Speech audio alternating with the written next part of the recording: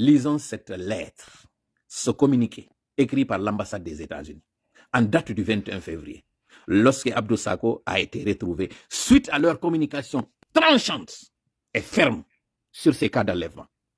Lorsque Abdou Sako a été laissé pour mort et qu'il a été retrouvé, voilà ce que l'ambassade des États-Unis à Conakry a écrit. L'ambassade des États-Unis à Conakry est soulagée après la libération, en réalité ce n'était pas une libération, de l'ancien participant au programme d'échange du gouvernement américain. Pourquoi ils ont parlé de libération? Ils n'ont pas parlé après avoir retrouvé. Pourquoi ils n'ont pas dit ça? Nous allons revenir sur ce passage-là. Ancien participant au programme d'échange du gouvernement américain, à l'occurrence Abdou Sako. Mais l'ambassade demeure profondément inquiète suite aux informations concernant sa condition médicale et le traitement qu'il a subi en captivité. Donc on comprend très bien qu'il était en captivité, qu'il a été torturé et que son état de santé était alarmant. Mais ce n'est pas le plus important. L'ambassade continue en disant, aux côtés du peuple de Guinée, nous attendons les résultats d'une enquête du gouvernement sur son enlèvement. Nous nous joignons à l'appel du peuple guinéen pour obtenir des informations sur d'autres personnes, toujours portées disparues, notamment Oumar Silla, alias Foneke Mengue, Mamadou Biloba et Habib Marwan Kamara. Sincèrement, encore une fois, merci à l'ambassade des États-Unis. Merci aux autorités américaines, surtout le département d'État américain des affaires africaines. Merci vraiment à vous.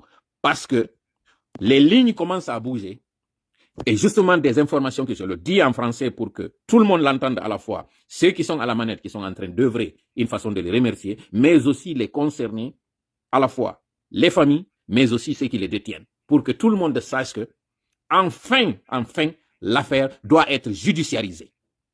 Enfin, puisqu'il y a eu cette pression internationale qui va continuer, l'affaire sera judiciarisée. Et dans les jours à venir, vous allez entendre des instructions par rapport à des militaires, donc des hommes en uniforme, qui ont été enlevés, détenus, accusés pour des choses dont ils n'ont pas fait. Le cas de Habib Marwan sera judiciarisé et le cas de Foneke Mengue. Ce qui veut dire que tous sont en vie. Voilà la bonne nouvelle. Voilà justement ce qu'il faut lorsque la pression internationale se fait. Voilà ce qui arrive. Je ne le dis pas pour compromettre la procédure. Je le dis pour que les gens sachent que ce qui était hier n'est plus ce qui est aujourd'hui. Cette communauté internationale, elle veille.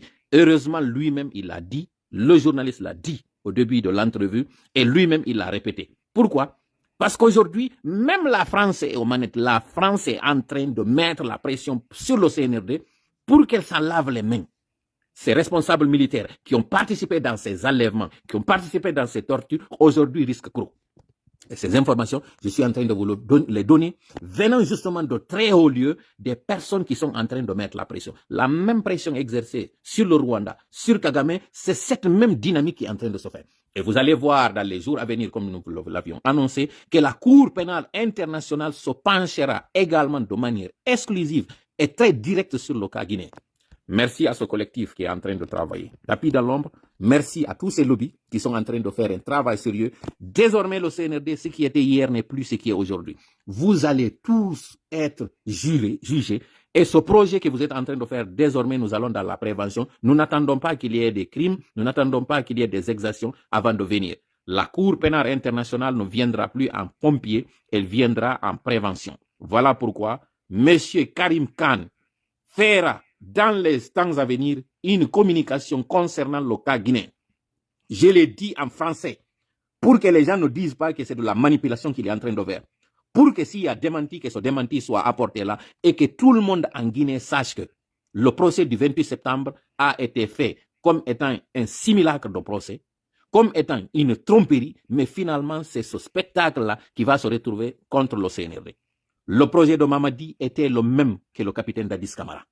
Et si aujourd'hui, ils sont en train d'aller dans cette logique, dans cette démarche, dans cette direction qui va coûter à la Guinée, c'est le moment pour la communauté internationale de se lever.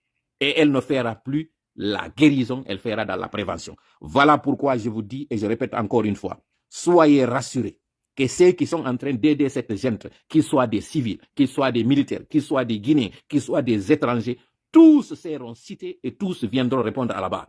y compris ce porteur de parole qui est en train de dire que c'est le peuple de Guinée qui va pousser Mamadi Doumbé à se présenter. Cette chanson, nous l'avons écoutée. Cette pratique, nous la connaissons. Cette rhétorique, nous la connaissons. Ce refrain, nous le connaissons très bien. Vous vous cachez derrière le peuple pour parler en son nom. Il n'y a pas meilleure manière de connaître l'avis du peuple que de laisser ce peuple s'exprimer, ce qui n'est pas le cas présentement. Vous avez empêché toute manifestation. En réalité, dans votre communication, vous l'avez interdit. Sauf que on a compris que ce sont les contestations qui ont été interdites, mais les manifestations, si ce sont des manifestations de soutien, elles sont les bienvenues. Voilà pourquoi vous êtes en train de remplir des stades, ce sont des manifestations, vous êtes en train de faire des marches sur des voies publiques, allant jusqu'à bloquer des circulations, ça ce sont des manifestations. Ce que vous avez fait à l'intérieur, que vous avez appelé immersion, qui est en réalité une diversion et une immixtion, c'est encore de la manifestation. Vous avez la possibilité de le faire. Pendant ce temps, des Guinéens qui ont le même droit, parfois mieux que vous, parce que eux le font de plein gré, sont empêchés de le faire. Tout cela a été documenté. Nous l'avons remis à qui de droit. Et vous allez vraiment être regardés à la loupe. Vous allez tous répondre, un par un. Mamadi, qui est dans son silence, qui sait très bien qu'il est en train de vous manipuler pour arriver à ses fins, sera le responsable en prison. Et il ne sera pas du tout, si toutefois il survit, il ne sera pas du tout emprisonné en Guinée. Mamadi, tu seras près de Charles Taylor. Toi et toute ta bande, ton épouse encore n'échappera pas. Tout ce que vous avez fait aujourd'hui est documenté, que ce soit par vidéo, que ce soit par audio, même les emails que vous êtes en train d'échanger sont tombés ici sur notre desk et nous allons mettre tout cela à la disposition des enquêteurs, des autorités qui veilleront à ce que vous avez projeté de faire là, ce que vous avez prévu de faire là, que ça soit réprimé avant que cela n'arrive. Donc soyez sereins, peuple de Guinée. Ce que la gente est en train de faire n'est que de la diversion, n'est que de la manipulation, n'est que de la tentative pour tout simplement passer à ce qu'eux-mêmes ils ont condamné. Cela ne marchera pas. Le peuple de Guinée l'a refusé au capitaine Dadis, il ne l'acceptera pas même à un maréchal. Fut-il un Mamadi Doumbouya, citoyen français et guinéen à la fois, nous ne l'accepterons pas. Si vous voulez, vous allez remuer terre et ciel. Si vous voulez, vous allez sortir tout le capital qui se trouve dans les banques centrales. Si vous voulez, faites tout ce que vous avez à faire, mais ça ne marchera pas.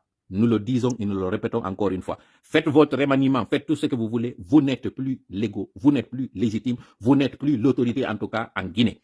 La transition a fini au 31 décembre 2024. Actuellement, la Guinée n'a pas d'autorité. Le pouvoir est dans la riche.